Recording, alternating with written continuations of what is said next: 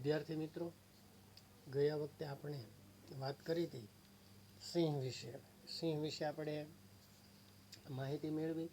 સિંહ છે એ 1972 પહેલાં, એટલે કે જ્યારે વાઘની પ્રજાતિ હતી એ લુપ્ત થવાના આરે નહોતી, એ પહેલાં સિંહ જ આપણું રાષ્ટ્રીય પ્રાણી હતું.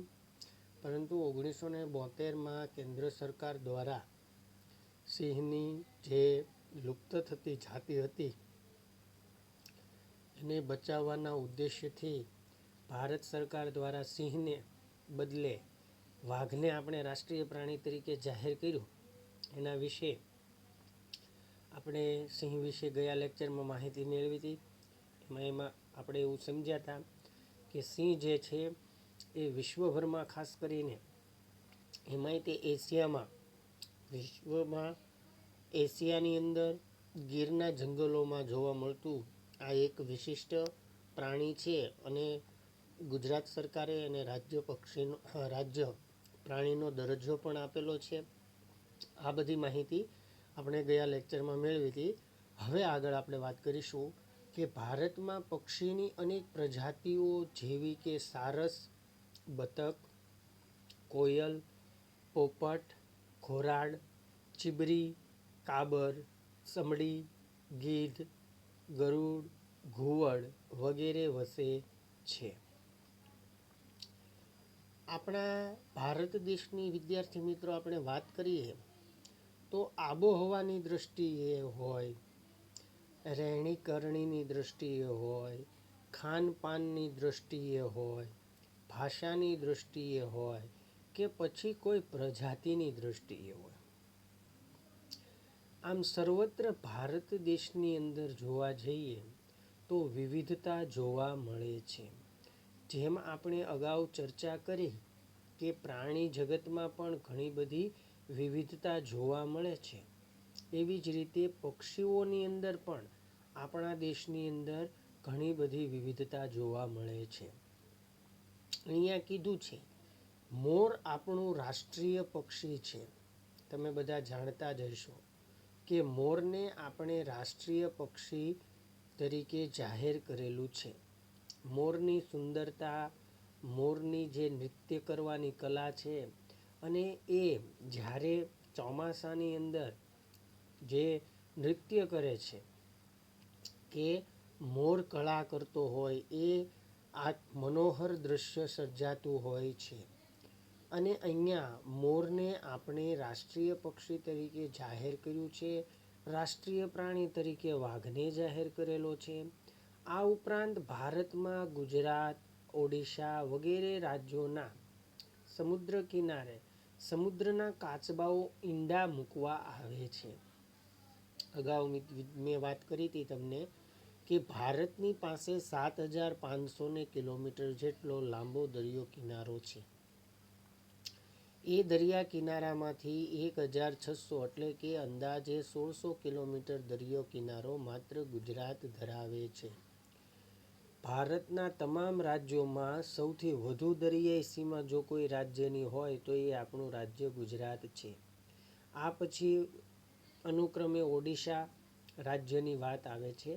અને સમુદ્ર કિનારાની લંબાઈની દ્રષ્ટિએ વાત કરીએ તો ગુજરાત પછી આંધ્રનો સમાવેશ થાય છે. તો વિદ્યાર્થી મિત્રો, જે સમુદ્ર કિનારે કાચબાઓ વસે છે એ સમુદ્ર કિનારે કાચબાઓ ઈંડા મૂકવા આવે છે. આપણે ત્યાં સાપની ઘણી પ્રજાતિઓ પણ જોવા મળે છે. તે પૈકીની અહીંયા જે વાત કરી, મોટા ભાગની પ્રજાતિઓ બિનઝેરી છે. આપણે ત્યાં સાપની પ્રજાતિઓ પણ જોવા મળે છે, અને આ પ્રજાતિઓ બિનઝેરી હોય છે. આપણા ત્યાં જે સાપ જોવા મળે છે એમાં કિંગ કોબ્રા, જેને આપણે એમ કહીએ છીએ કાળોતરો, એનો પણ સમાવેશ થાય છે. એના વિશે એવી માહિતી છે કે જો કાળોતરો કરડે તો માણસ 6 સેકન્ડમાં જ મૃત્યુ પામે છે, એટલો બધો ઝેરી હોય છે. અને મોટા ભાગે આ સાપ એમ કહીએ એ ચંદનના વૃક્ષો પર પોતાનો વાસ કરતા હોય છે, કારણ કે ચંદનનું લાકડું ઠંડુ હોય છે અને એ એને ઠંડક આપે છે. તો વિદ્યાર્થી મિત્રો, આ માહિતી આપણી માટે ઘણી બધી ઉપયોગી છે. આપણે સમજ્યા કે વાઘને આપણે રાષ્ટ્રીય પ્રાણી તરીકે જાહેર કર્યું, મોરને આપણે રાષ્ટ્રીય પક્ષી તરીકે જાહેર કર્યું. આ ઉપરાંત ભારતની અંદર ઘણી બધી પક્ષીઓની પ્રજાતિઓ જોવા મળે છે. ઉપર તમે જોઈ શકો છો, દ્રશ્યમાન થાય છે જુદા જુદા પશુ પક્ષીઓની પ્રજાતિઓ. સારસ છે, બતક છે, રીંછ છે, મોર છે, વાઘ છે, સિંહ છે, હરણ છે. આમ આપણે જોઈ શકીએ છીએ કે ભારતની અંદર જુદા જુદા પશુ પક્ષીઓ આવેલા છે અને આ પશુ પક્ષીઓના કારણે વન્યજીવન વિવિધતાવાળું બનેલું છે. ભારતના જંગલોમાં પણ વિવિધતા છે. ભારતની અંદર જે જંગલો આવેલા છે એ જંગલોની અંદર જે વનસ્પતિ થાય છે એમાં પણ વિવિધતા જોવા મળેલી છે. આમ સર્વત્ર જગ્યાએ આપણને વિવિધતાના દર્શન થાય છે. ત્યારબાદ આપણે આગળ વધીએ. આપણા દેશના જળાશયો અને જળ પ્લાવિત વિસ્તારોમાં દૂર દૂર આવેલા ઠંડા પ્રદેશોમાંથી પક્ષીઓ શિયાળામાં બચ્ચા ઉછેરવા આવે છે.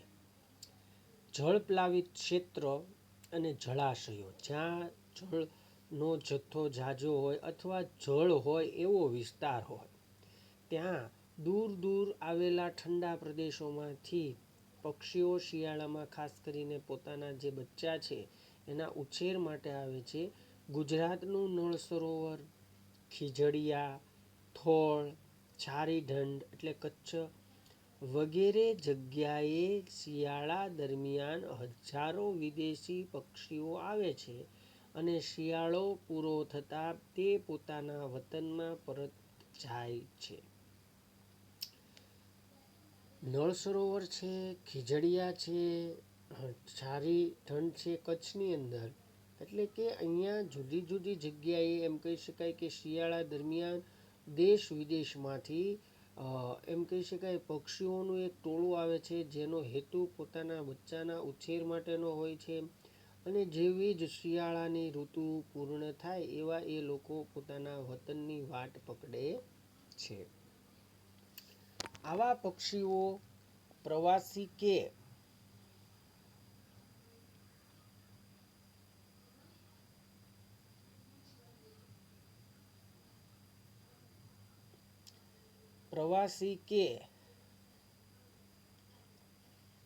કહેવાય છે. ખાસ કરીને અહીંયા જે વાત કરી છે સુરખાબ વિશે માહિતી આપેલી છે કે જે સુરખાબ છે એના વિશે એક માહિતી આપણને અહીંયા પ્રાપ્ત થાય છે.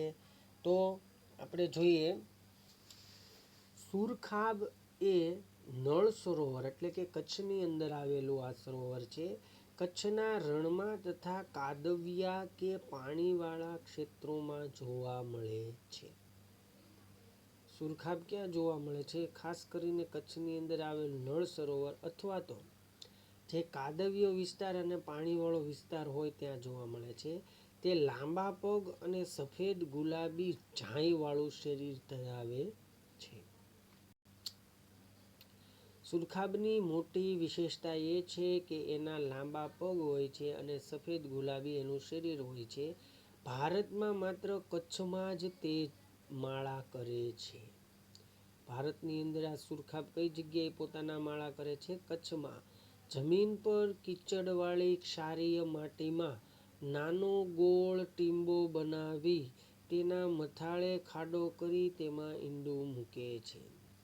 હવે એનું જે ઈંડા મૂકવાની એક પ્રક્રિયા છે એની માટે પણ એ પોતે એક વિશિષ્ટ પ્રકારનું માળો બનાવે છે. ખાસ કરીને અહીંયા કીધું છે કે જમીન પર કીચડવાળી ક્ષારીય માટીમાં, એટલે ભણ્યો એ નાનો ગોળ ટીંબો બનાવે, એટલે કે ગોળ ખાડો કરી અને એક ટીંબા ટાઈપની રચના કરે છે અને એના મથાળે ખાસ કરીને ખાડો કરી તેમાં ઈંડું મૂકે છે. તો અહીંયા આપણને સુરખાબ વિશે માહિતી મળી કે સુરખાબ જે છે એ કઈ રીતનું પક્ષી છે, એની વિશેષતા શું છે અને ભારતની અંદર એ કઈ જગ્યાએ જોવા મળે છે, તે કઈ રીતે, કેવી જગ્યા, કેવો માળો, કેવી જમીન કરી અને પોતાનું ઈંડું મૂકે છે અને એનું જતન કરે છે, એના વિશે માહિતી અહીંયા આપણને મળે છે. અભયારણ્યો, રાષ્ટ્રીય ઉદ્યાનો અને જૈવ આરક્ષિત ક્ષેત્રો વન્યજીવોના સંરક્ષણાર્થે કેટલાક વિસ્તારોને ખાસ કાયદાકીય જોગવાઈઓ નીચે મુજબના વિસ્તારો કે ક્ષેત્રો જાહેર કરવામાં આવે છે, જેની માહિતી આ પ્રમાણે છે. એટલે કે વન્યજીવોના ખાસ કરીને સંરક્ષણના હેતુથી, કારણ કે વર્તમાન સમયમાં આપણે જોઈએ વિદ્યાર્થી મિત્રો, તો વન્યજીવોને મારવા, એના ચામડાનો વેપાર કરવો, શિકાર કરવો, આવી બધી જે પ્રવૃત્તિઓ છે એની ઉપર સરકારે કાયદા ઘડેલા છે. કારણ કે સરકાર હવે એ બાબત પ્રત્યે વધુ જાગૃત બનતી જાય છે. સરકાર વન્યજીવોને આરક્ષણ પૂરું પાડે છે અને વન્યજીવોના શિકાર ઉપર પ્રતિબંધ મૂકી દીધેલો છે. આમ છતાં પણ જો કોઈ વ્યક્તિ વન્યજીવોનો શિકાર કરે તો એને કડકમાં કડક સજા આપવાની પણ સરકાર દ્વારા જોગવાઈ કરવામાં આવેલ છે. આગળ વાત કરીએ તો અહીંયા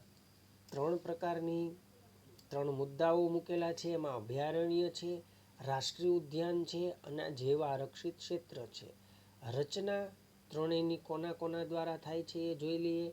તો પહેલો જ અભયારણ્યની રચના એ રાજ્ય સરકાર દ્વારા થાય છે, જ્યારે રાષ્ટ્રીય ઉદ્યાન એ રાજ્ય અને કેન્દ્ર સરકારના સહયોગથી થાય છે, એટલે કે એકબીજાના સંકલનથી થાય છે. અહીંયા સ્પષ્ટ વાત છે, જે અભયારણ્ય છે એ જે તે રાજ્ય પોતાના વિસ્તાર પૂરતું હોય એટલે એ રાજ્ય સરકારના પ્રયાસોથી થાય છે. જ્યારે રાષ્ટ્રીય વાત આવી જાય, રાષ્ટ્રીય ઉદ્યાનની વાત આવે તો એમાં જે તે રાજ્યની રાજ્ય સરકાર અને કેન્દ્ર સરકાર બંને હોય એ અનિવાર્ય છે, કારણ કે અહીંયા રાષ્ટ્રની વાત છે. જ્યારે જૈવ આરક્ષિત ક્ષેત્ર કોના દ્વારા નક્કી કરવામાં આવે છે, તો કે આંતરરાષ્ટ્રીય માપદંડો મુજબ નક્કી થાય છે. જૈવ આરક્ષિત ક્ષેત્ર જે છે એ આંતરરાષ્ટ્રીય માપદંડો મુજબ જ નક્કી કરવામાં આવે છે. એમાં રાજ્ય સરકાર કે રાષ્ટ્રીય સરકાર એમાં હસ્તક્ષેપ કરી શકતી નથી, પણ આંતરરાષ્ટ્રીય માપદંડો જે નક્કી થયા છે એની પરિપૂર્તિ થાય તો અને તો જે જૈવ આરક્ષિત ક્ષેત્ર જાહેર થાય. અન્ય વિગતોની વાત કરીએ તો અભયારણ્યની અંદર એવું હોય છે કે પાલતુ પશુઓને મંજૂરી બાદ ચરાવવાની છૂટ હોય છે, એટલે એ રાજ્ય સરકાર પૂરતું સીમિત હોય છે અભયારણ્ય. એટલું એ ખાસ યાદ રાખજો કે જે તે રાજ્યની અંદર આવેલું અભયારણ્યની સંપૂર્ણ જવાબદારી જે તે રાજ્ય સરકારની હોય છે. એટલે અહીંયા એવું કીધું છે કે અભયારણ્યની અંદર જો પશુઓને ચરાવવાના હોય તો મંજૂરી બાદ ચરાવવાની છૂટ હોય છે. કોની મંજૂરી લેવાની હોય એ તમે સમજી શકો છો, રાજ્ય સરકાર પાસેથી. જ્યારે રાષ્ટ્રીય ઉદ્યાનમાં પાલતુ પશુઓને ચરાવવા પર સંપૂર્ણ પ્રતિબંધ હોય છે, કારણ કે એને રાષ્ટ્ર એની મંજૂરી આપતું નથી. એટલે અહીંયા સ્પષ્ટ વાત છે કે પાલતુ પશુઓના ચરણ ઉપર સંપૂર્ણ પ્રતિબંધ હોય છે. જ્યારે આપણે જોઈએ જૈવ આરક્ષિત ક્ષેત્રમાં શું હોય તો કે તમામ બહારની માનવીય પ્રવૃત્તિ ઉપર સંપૂર્ણ પ્રતિબંધિત હોય છે, કારણ કે એ આંતરરાષ્ટ્રીય લેવલનું હોય છે. એટલે એમાં તમામ પ્રકારની માનવીય પ્રવૃત્તિઓ નિષેધ હોય છે, એટલે કે કોઈ પણ વ્યક્તિ એની અંદર કંઈ પણ કરી શકતું નથી, કારણ કે જૈવ આરક્ષિત ક્ષેત્ર છે એ આંતરરાષ્ટ્રીય માપદંડો મુજબ નક્કી થયેલું હોય છે. એટલે અહીંયા ત્રણ બાબત આપણે જાણવા મળે.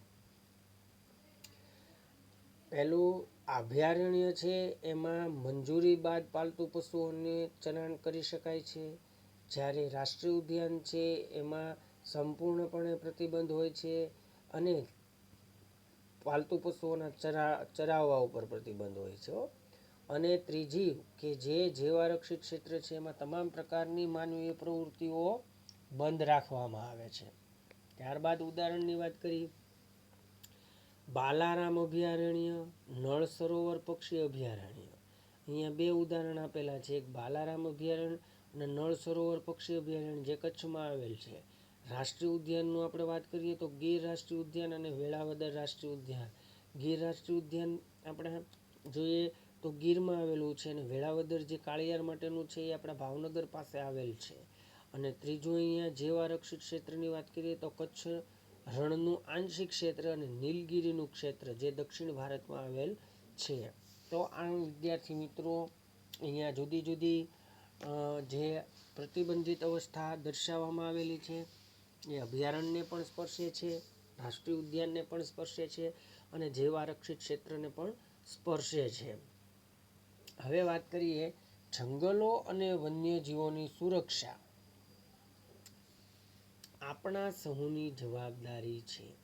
બહુ સરસ મજાની વાત સમજાવી છે કે દરેક માનવી જે પૃથ્વી પર અવતરે છે, જન્મ લે છે, એને જીવવાનો પૂરો અધિકાર છે. જો માનવીને પૂરો અધિકાર હોય તો પ્રાણીઓને કે પક્ષીઓને કેમ નહીં? માનવ જેમ કહીએ છીએ 10 ડિસેમ્બર હમણાં જ ગઈ, જેને માનવ અધિકાર દિન તરીકે ઉજવવામાં આવે છે. સંયુક્ત રાષ્ટ્રોએ જાહેર કર્યું છે કે 10 ડિસેમ્બર એ માનવ અધિકાર દિન છે. તો માનવનો જીવવાનો હક હોય તો પશુ પક્ષીઓનો કેમ નહીં? એટલે પાલતુ પશુઓ, ખાસ કરીને આપણા આંગણે આવતા જે ગાય હોય, કૂતરા હોય, બિલાડી હોય, કોઈ પણ પશુ પક્ષી હોય, એને આપણે એની માવજત કરવી જોઈએ, એના પ્રત્યે દયા અને અનુકંપા રાખવી જોઈએ. કારણ કે એ મૂંગા અને અબોલ પશુ પક્ષી છે. એ કશું કહી શકતા નથી, કરી શકતા નથી. એનો અર્થ એવો નથી કે એના અસ્તિત્વને જ આપણે મિટાવી દઈએ. એટલે સરકાર દ્વારા એ જાગૃતિ અંગે પણ ઝુંબેશ ચલાવવામાં આવે છે કે તમારી આજુબાજુના જે પશુ પક્ષીઓ હોય એના પ્રત્યે અનુકંપા રાખો. જો પશુ પક્ષી હશે તો પર્યાવરણ સારું હશે, અને પર્યાવરણ સ્વચ્છ અને સુંદર હશે તો આપણે પણ આપણું સ્વાસ્થ્ય સારું રાખી શકીશું. ઘણી બધી બાબતો એકબીજા સાથે સંકળાયેલી હોય છે. તેના સરકાર દ્વારા ઘડવામાં આવતા કાયદા અને મૂકવામાં આવતા પ્રતિબંધો, સરકાર દ્વારા જે કાયદા ઘડવામાં આવે છે અને જે પ્રતિબંધો મૂકવામાં આવે છે એ પ્રતિબંધોનો અમલ કરવા આપણે સહુએ કટિબદ્ધ થવું પડશે. આ અહીંયા બહુ મહત્વની વાત કરેલી છે. સરકાર દ્વારા જે કાયદા બનાવવામાં આવે છે અને જે કાયદાનો અમલ કરવામાં આવે છે પ્રતિબંધોના સ્વરૂપે, એ કાયદા અમથા નથી હોતા. ઘણીવાર આપણે એવું સમજતા હોય છે કાયદા માત્ર કાગળ પર હોય છે, પણ વાસ્તવિકતા એનાથી તદ્દન અલગ હોય છે. અત્યારે આપણે જોઈએ છીએ કે ગીરને જ્યારે આપણે રાષ્ટ્રીય ઉદ્યાન તરીકે વિકસાવ્યું તો આજે ગીરની અંદર સારો એવો પ્રવાસન ઉદ્યોગ વિકસ્યો છે. દેશ વિદેશમાંથી પ્રવાસીઓ ગીરની અંદર આવે છે અને એશિયાઈ સિંહની મુલાકાત લે છે અને સિંહ દર્શન પણ યોજવામાં આવે છે. ખાસ કરીને વન્યજીવોના સંરક્ષણાર્થે જ આ બધી પ્રવૃત્તિઓ થતી હોય છે. પણ ક્યારેક એવું બને છે કે માનવી, કાળા માથાનો માનવી પોતાના અંગત સ્વાર્થ માટે પશુ પક્ષીઓના શિકાર કરે છે અને એમાંથી જે માંસ મળે છે, એનું ચામડું મળે છે, એના દાંત મળે છે, એનો વેપાર કરે છે. ખરેખર આવી બધી પ્રવૃત્તિ સરકાર દ્વારા નાથવા માટેના તમામ પ્રયાસો વર્તમાન સમયમાં ચાલી રહ્યા છે. એટલે એ જે સરકાર દ્વારા કોઈ પણ પ્રકારનો કાયદો ઘડાય એમાં આપણે આપણો સંપૂર્ણ સહકાર આપવો જોઈએ. કારણ કે માણસની એક નૈતિક ફરજ છે કે જીવો અને જીવવા દો. એમ પશુઓ પ્રત્યે અને પક્ષીઓ પ્રત્યે પણ આપણે અનુકંપા દર્શાવવી એ આપણી ફરજમાં આવે છે. તો અહીંયા વિદ્યાર્થી મિત્રો 2 જ લીટીની અંદર પાઠનો સાર આપેલો છે કે આ 13મા પાઠની અંદર જે આપણે ચર્ચા કરી એ પશુ પક્ષીઓ વિશે વાત કરી, આબોહવા વિશે વાત કરી, ઋતુઓ વિશે વાત કરી, હવામાન વિશે વાત કરી, પાકો વિશે વાત કરી, જંગલો વિશે વાત કરી. આ વિવિધ વાતોનો સાર એક જ છે કે જો આપણે પ્રકૃતિને અનુરૂપ જીવીશું તો પ્રકૃતિ આપણે અનુરૂપ જીવશે. અને આપણે કોઈ પણ એમ કહી શકાય કે પ્રકૃતિ, માનવ એકબીજા સાથે સંકળાયેલા છે. જેમ આપણે કહીએ ને કે પ્રકૃતિ અને પર્યાવરણ એક સિક્કાની 2 બાજુ જેવા છે, એ માનવ, પ્રકૃતિ અને પર્યાવરણ એ ત્રણેય એકબીજા સાથે સંકળાયેલા છે. તો વિદ્યાર્થી મિત્રો, આપણે આપણી આજુબાજુનું પર્યાવરણમાં જે કોઈ આવતું હોય, પશુ પક્ષી હોય, ઝાડવા હોય, એના પ્રત્યે અનુકંપા રાખી એની માવજત કરીએ એ જ આપણી માટે મહત્ત્વનું છે અને એ આપણું ભવિષ્યમાં કલ્યાણ પણ સાધી શકે છે. તો અહીંયા અભ્યાસમાં આવેલા તમામ મુદ્દાઓનો વિગતે આપણે અભ્યાસ કર્યો છે. આશા રાખું છું કે તમામ મુદ્દાઓ તમે સારી રીતે સમજ્યા હશો અને એનું દૃઢીકરણ પણ સારી રીતે કરી શકશો. એ જ અપેક્ષા સાથે હું વિરમું છું. Thank you very much.